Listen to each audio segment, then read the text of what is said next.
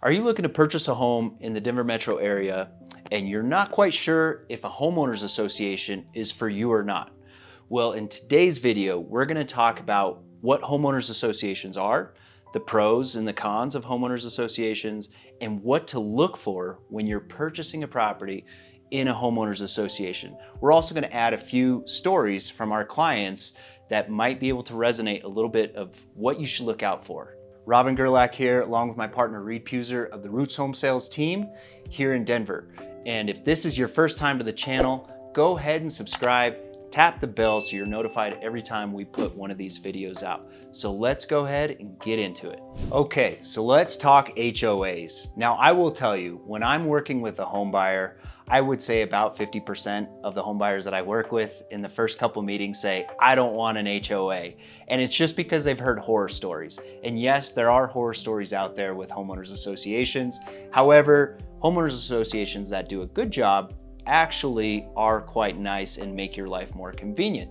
So let's just talk a little bit about the pros and the cons. Well, let's start with the pros. For HOAs, if you want to live in a community where all the community grounds will be maintained, things are going to be upkept, you have your trash, your water, your sewer, recycling, those kind of things, snow removal, all of that taken care of, a homeowners association might be right for you because they take care of all that for you, where you don't have to put your hands on doing so much landscaping and things like that. Another good positive with HOAs is they kind of, with their rules and restrictions for what homeowners can do with their properties, they'll help keep the value of that neighborhood up by keeping the look of the neighborhood up. So you're not gonna have a homeowner throwing all their trash in the front yard or parking 5 vehicles in the driveway and overloading onto the yard. You're not gonna have that in a homeowners association community. So those rules and regulations can help keep the value of that neighborhood on the rise. And so those are just a few of the pros that you can get when buying in a homeowners association community. Now, some of the cons. Well, one is, and I think the most notable one, is that you lack control when you're in a homeowners association. So remember, when you buy, you are part of the homeowners association. It is an association of all the homeowners in the community, and you all have a voting right. So some HOAs meet once a month, some every quarter, some twice a year. And so depending on that, you're gonna wanna make sure that your voice is heard and what is important to you, because otherwise things that might be important to you might not be heard, and you will lack some control of how things are running in your homeowners association. Another big con is lack of responsiveness. Now, sometimes homeowners associations might not be the most responsive to the issues that you have coming up with your home. So you want to make sure when you're buying a home in that HOA that they're going to be responsive to anything that comes up, especially in emergency situations. So with that said, those are just a few of the pros and cons. Now I'm going to jump in a little bit later of what to look for when you're buying a home in a homeowners association community. But I want to tell you a story first, because stories matter and they're real life scenarios that happen that might relate with something that could happen to you. I have a client who's selling their condo here in Littleton, Colorado, and it's managed by a large HOA management company. So the homeowners association hires an outside company to come in and help manage the finances, the meetings, the tracking of, all the numbers in the reserve studies, all that good stuff in an HOA. I'm not going to mention them by name, but what happened is about 3 weeks ago, we get crazy windstorms here in Colorado in the springtime, and the windstorm brought some of the shingles, or blew some of the shingles off the condo of my client's third story condo unit. So the shingles are off. She places a claim with the HOA. It took them 5 days to respond and say, we're going to get a roofing company out there, with her following up with them 3 times because she was under contract to sell her condo. 5 days later, they say, we have a roofing contractor going out there in the next 7 to 10 days. Now, that roofing contractor didn't make it out there in the next 7 to 10 days, and then we got a rainstorm. What happens when you don't have shingles covering your roof and you have a rainstorm? You guessed it. Water started seeping in through the unit, causing drywall damage, And of course, we have to disclose all of this to the home buyer that we're under contract with. We even disclosed the shingles. We said, hey, the shingles were blown off, we're getting it taken care of. They weren't taken care of. Now, guess what? We have water intrusion and we need to get remediation services out there. My client was calling the emergency line of the HOA all that weekend and got very little response. She even went to the HOA office, to the management company's office, to try to talk to somebody in person, and they kind of stonewalled her and said, you know what, just go ahead and send your complaint through the forum, through the online forum. So she did. And unfortunately, in this case, we had to get attorneys involved. And I hope this never happens to you. But this is important for you to know. And I think we all have learning lessons in every real estate transaction. And the way we had to resolve this, because we're getting very little response from this HOA management company, is my client filed an insurance claim, which she didn't feel that she needed to do because it wasn't her fault. It was really the HOA's negligence in this whole case of not getting the roof replaced in time and then causing drywall damage.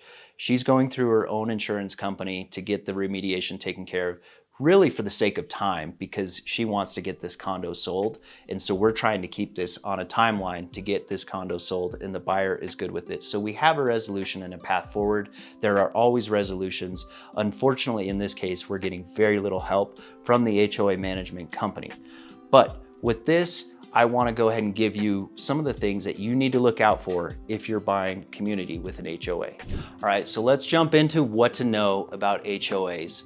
So what is a homeowners association? It's simply like a governing agency. So think like a small city council in your community.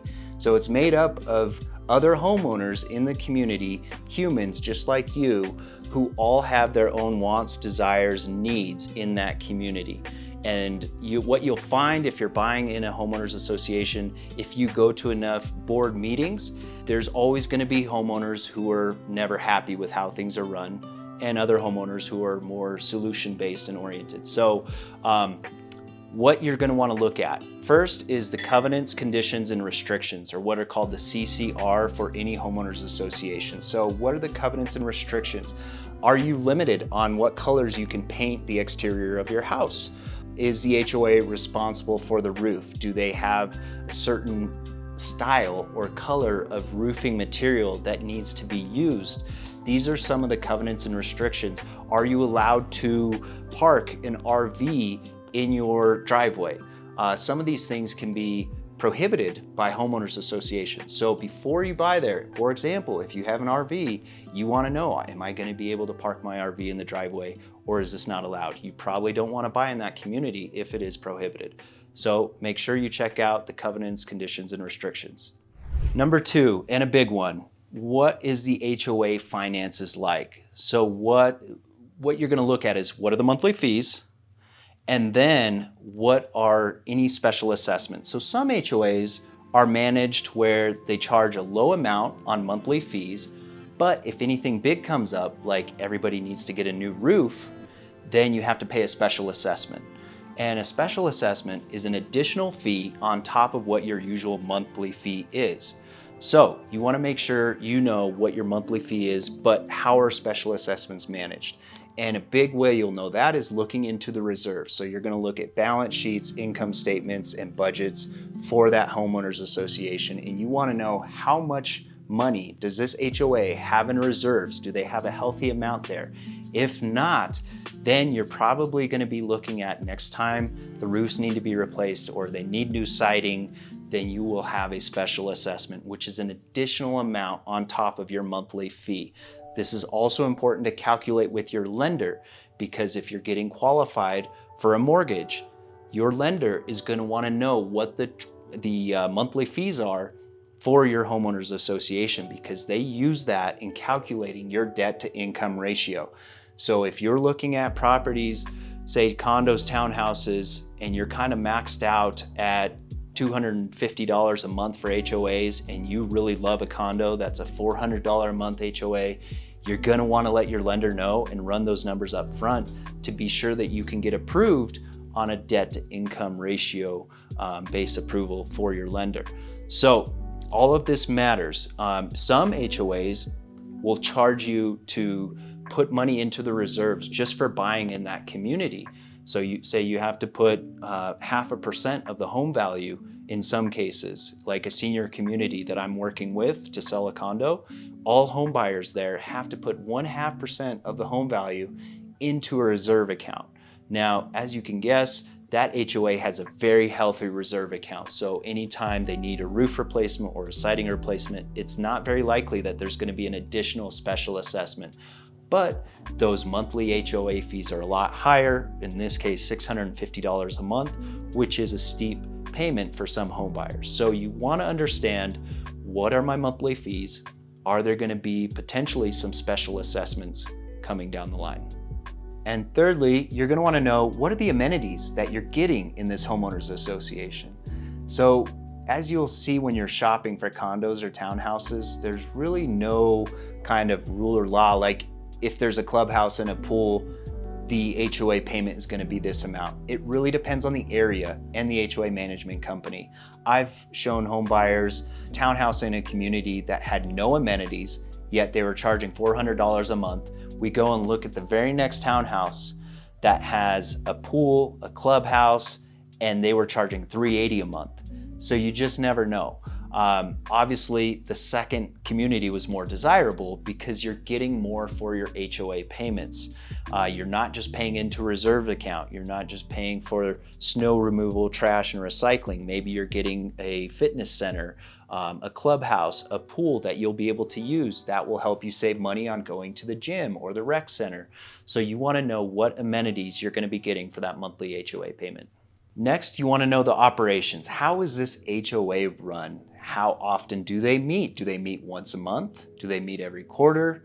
And this all matters because if the board approves a special assessment, for example, and they approve it last quarter, but it doesn't make it into the recording until the next quarter, that could impact a buyer purchasing in that community that doesn't know that there's a special assessment coming. These things have to be recorded. The meeting minutes have to be approved, some cases, before they're released to the public. And we've seen this in cases where some of my colleagues had clients purchase in a community where there was a special assessment decided on before they purchased, but it wasn't actually approved in the meeting minutes until after they purchased in that community. So they were, quote unquote, on the hook for paying that special assessment, even though there is a section in our purchase contract that says the seller is responsible for any special assessments that are levied, that are approved before selling that property.